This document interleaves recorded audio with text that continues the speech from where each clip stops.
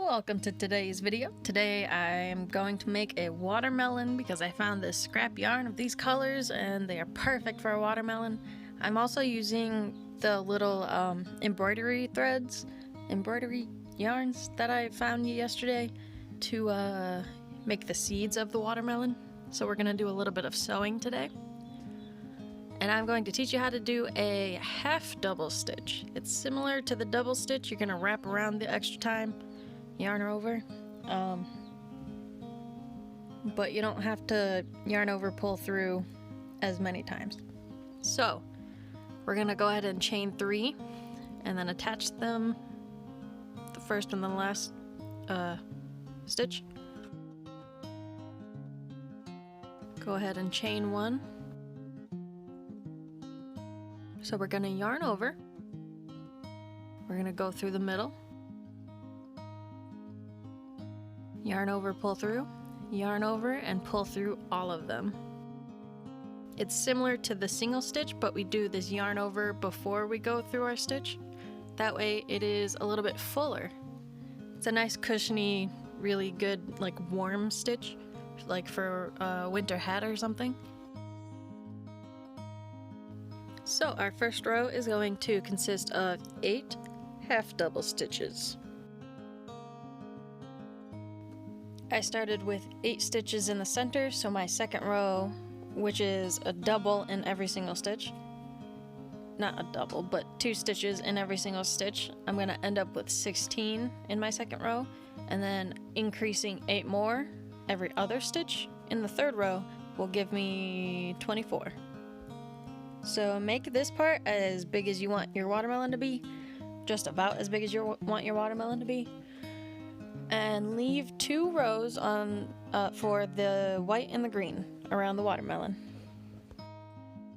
And every single row I make sure to count so that I know I have enough.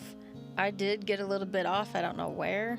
I kept going back and looking and I don't know, I was just off somewhere, but it's fine, it ended up looking fine.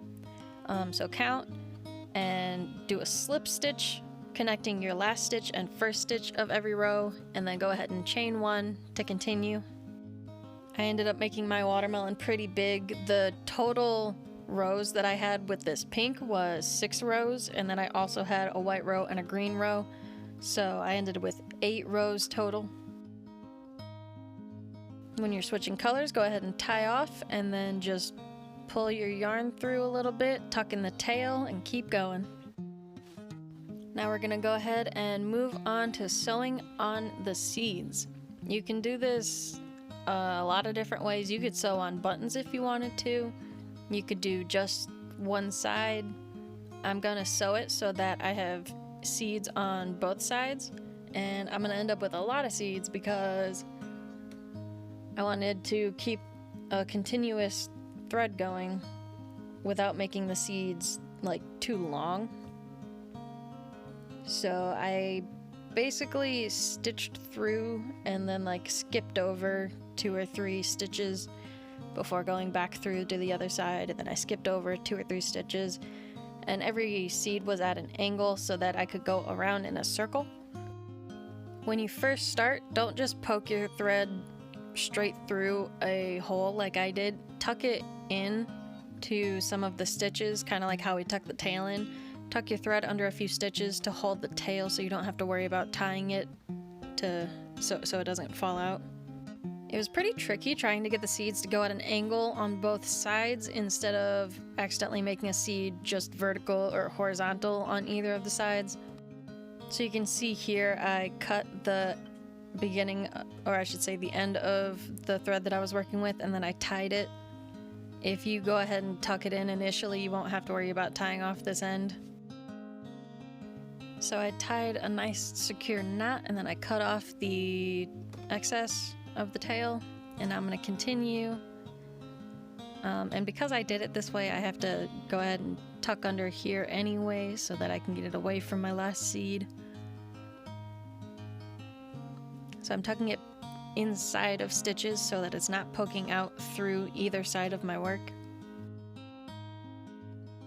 I don't normally do stuff like this, so it's a little tricky for me to get a good hold on my work and like see exactly what I'm doing, especially since I've never sown seeds like this before, so I have absolutely no idea what I'm doing realistically.